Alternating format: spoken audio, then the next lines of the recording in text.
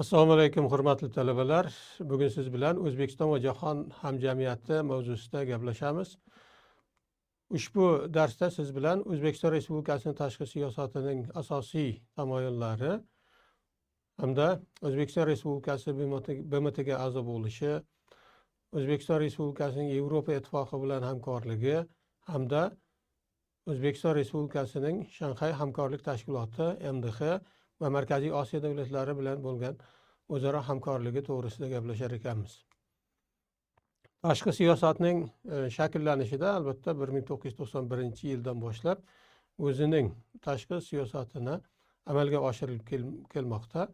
Bunda asosiy tamoyillar albatta O'zbekiston Respublikasining konstitutsiyasida o'z aksini topgan. Bunda mustaqillikning dastlabki yillaridayoq xorijiy davlatlar bilan diplomatik va turistik aloqalarni yo'lga qo'yilishi katta ahamiyatga ega bo'ldi. Nima uchunki har bitta davlat bilan yangi tashkil topgan davlat sifatida hamkorlikni, aloqalarni, diplomatik aloqalarni o'rnata boshladi.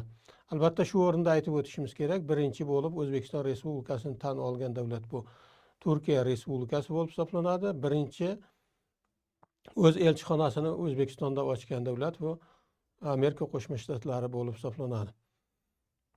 O'zbekiston Respublikasi suveren, mustaqil davlat sifatida xalqaro huquqning to'liq huquqli a'zosi bo'lib, unga hamjamiyatga o'sha o'zi mustaqil siyosat yuritadigan bir a'zo sifatida qo'shilib kelgan edi.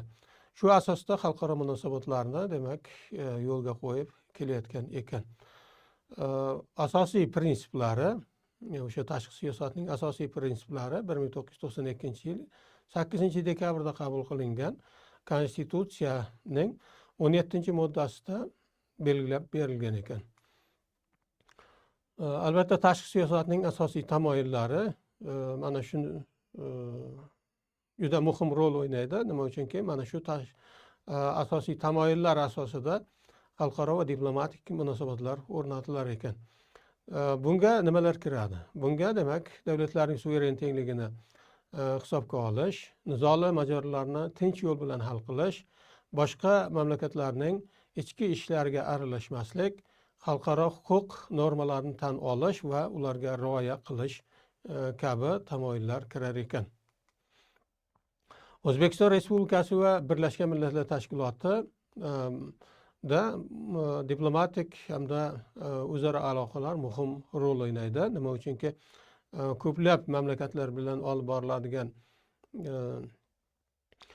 munosabatlar yoki bo'lmasa xalqaro tashkilotlar bilan, shuningdek jahon hamjamiyati bilan olib boriladigan munosabatlar albatta Birlashgan Millatlar Tashkiloti orqali amalga oshirilar ekan. Shundan kelib chiqqan holatda aytishimiz mumkin, o'sha 1992-yil 2-marta O'zbekiston Respublikasi BMTga a'zo bo'lgan bo'lsa, 1993-yil fevral oyida Toshkentda Birlashgan Millatlar Tashkilotining vakolatxonasi ochilgan edi va O'zbekiston BMT minbarlarida doimiy ravishda o'sha hozirgi kunga qadar dolzarbligini yo'qotmay kelayotgan ba'zi masalalar bo'yicha chiqishlar qilib kelmoqda O'zbekiston rahbarlari. Mana shunda albatta birinchi o'rinda turuvchi narsa bu mintaqaviy xavfsizlik, terrorizmga qarshi kurash, Orol muammolari shular jumlasidan bo'lib hisoblanadi.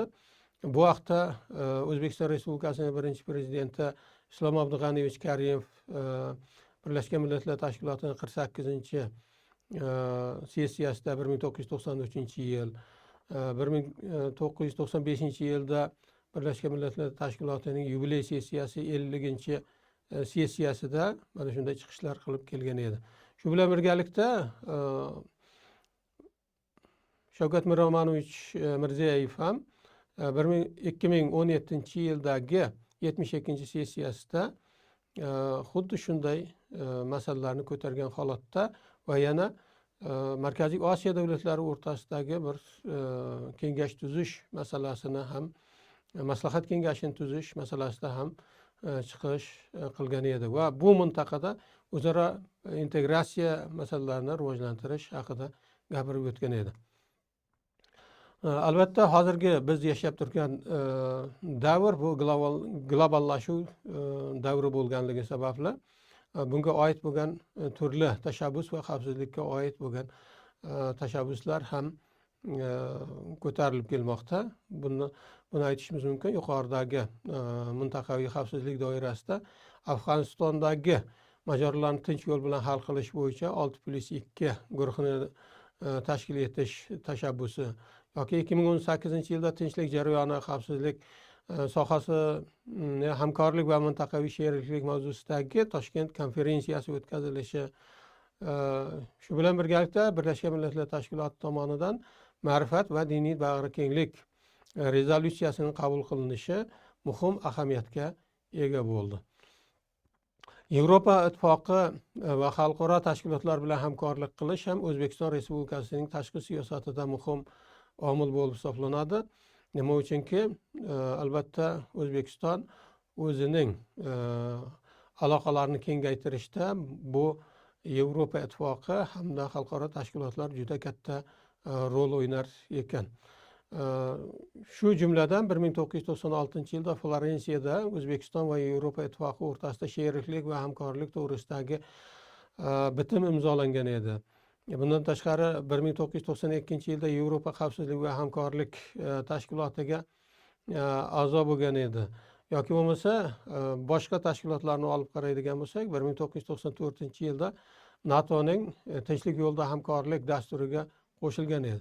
Albatta bu NATOga to'laqonli qo'shilish emas, balki ular bilan harbiy o'quv mashg'ulotlarini o'tkazish hamda mintaqada va o'z mamlakatimizda tinchlik, barqarorlikni mustahkamlash yo'lidagi shu amalga oshirilgan tadbirlardan bo'lib hisoblanadi.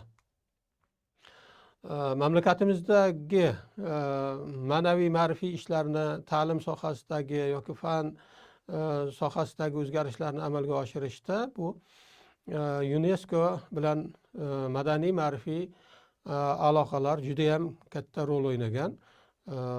Bunda ko'rishimiz mumkin, masalan 1993-yilda UNESCOga a'zo sifatida qabul qilingan, 96-yilda esa O'zbekiston Respublikasida UNESCOning vakolatxonasi ochilgan edi va shu bugunga qadar bir qancha mamlakatimizdagi o'sha qadimiy shaharlarning yoki buyuk allomalarning yubileylari o'tkazilib kelinayotgan ekan. Jumladan Samarqand, Buxoro, Xiva yoki Termiz shaharlarini, Toshkent shahrining o'sha yubileylarini o'tkazilganligi yoki buyuk allomalarning buyuk siymolarning demak yubileylarini, xususan mana Jaloliddin Manguberdining 800 yilligi, Amir Temurning 660 yilligi, Mirzo Ulug'bekning 600 yilligi kabi o'sha yubileylarning o'tkazilishi katta ahamiyatga ega bo'ldi. Va bunda albatta UNESCO juda katta rol o'ynab, butun dunyo bo'yicha o'tkazilishiga, xalqaro miqyosda o'tkazilishiga mas'ul bo'lib hisoblangan ekan. 2021-yilga mo'ljallangan o'sha hamkorlik dasturining imzolanishi ham bunga yaqqol misol bo'la olar ekan. Yana bir juda ham katta xalqaro tashkilot bor. Bu Shanxay hamkorlik tashkiloti bo'lib hisoblanadi. Bu tashkilot Xitoy tomonidan tashkil etilgan bo'lsa-da, 2001-yilda O'zbekiston Shanxay hamkorlik tashkilotiga a'zo bo'lib kirgan edi. Bu tashkilotning asosiy maqsadi xalqaro terrorizm va ekstremizmga qarshi kurash bo'lib hisoblanadi. Terrorizmga qarshi kurash mintaqaviy tuzilmasi ijroiya qo'mitasi Toshkentda joylashtirilganligi ham bejizga emas. Nima uchunki, mintaqadagi bo'layotgan o'sha mintaqada amalga oshirilayotgan chora-tadbirlar yoki bo'lmasa bu yerdagi xavfsizlikni ta'minlash maqsadida mana shu yerda tezkor chora-tadbirlarni amalga oshirish uchun Toshkent shahrida joylashtirilgan edi. Markaziy Osiyo davlatlari bilan hamkorlik hozirgi kunga, ayniqsa 2017-yildan keyin juda ham yaxshi yo'lga qo'yila boshlandi. 2018-yilga 2018-yilgacha bo'lgan davrga nazar tashlaydigan bo'lsak, bu yerdagi 5 ta davlat o'rtasida ham ayrim muammolar mavjud edi. Bular chegara, suv masalalari bo'lib hisoblanadigan bo'lsa, shu bilan birgalikda chegara post masalalari bo'lib hisoblanadigan bo'lsa, ularning barchasi hozirgi kunga kelib o'sha barham topganligi juda ham quvonarli hol hisoblanadi. Bundan tashqari mana ayniqsa shimoliy qo'shnimiz bo'lgan Qozog'iston bilan abadiy do'stlik to'g'risida, strategik sheriklik to'g'risida shartnomalarning imzolanishi katta ahamiyatga ega bo'ldi.